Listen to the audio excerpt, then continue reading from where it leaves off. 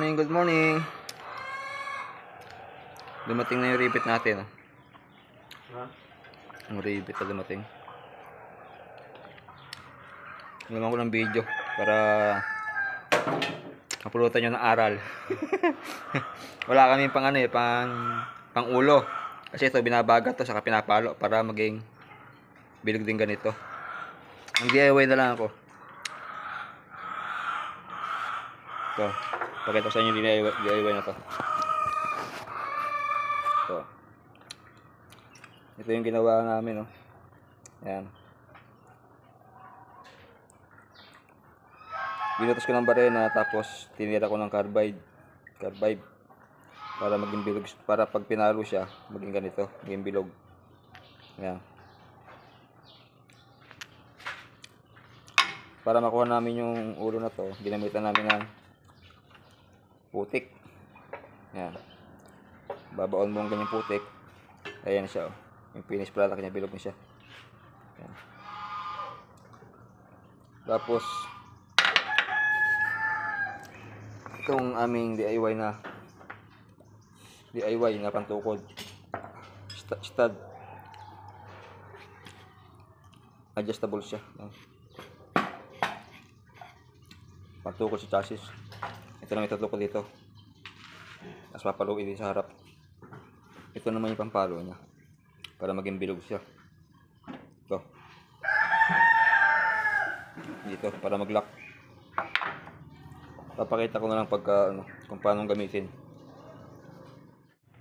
Yan, na-testing na natin yung ating DIY pang ulo.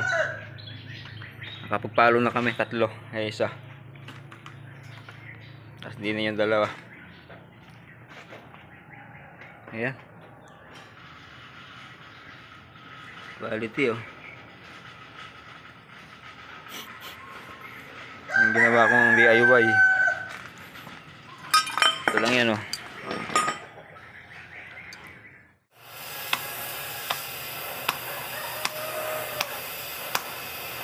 Putulan muna kasi mahaba.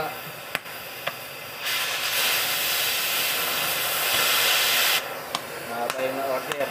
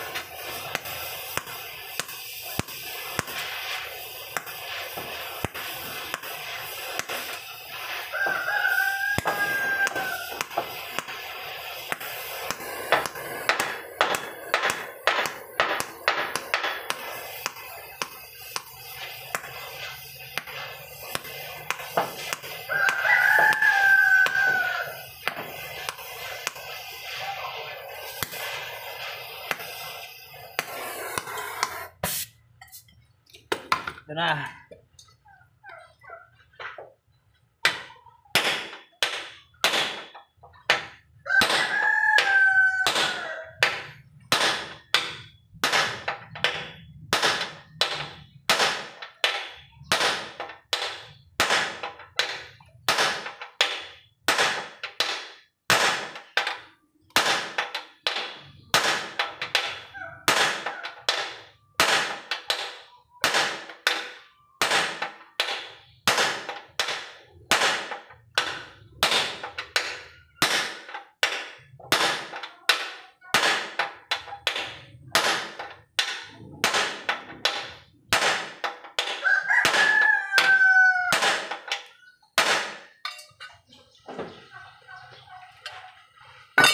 Yun, walang cut.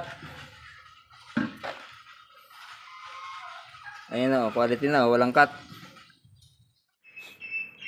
Okay na, finish na po yung ating ginawang nagpalit tayo ng hanger. Pinalitan natin ng hanger pero binalik natin sa original yung metal rivet. Hindi siya ditornilyo, naka metal rivet siya. Ayan, puro metal rivet siya, no? Ayan. Kabilaan, tapos pinalitan natin ng cross member. Pinalitan natin ng cross member pero naka metal rivet pa rin siya, hindi siya nakatornilyo. Ayan. Ayan. So magkakabit na tayo ngayon ng kakabit na natin itong molye. Yung mga molye kakabit na natin. Ayan. Nakikabit ko na rin yung extension.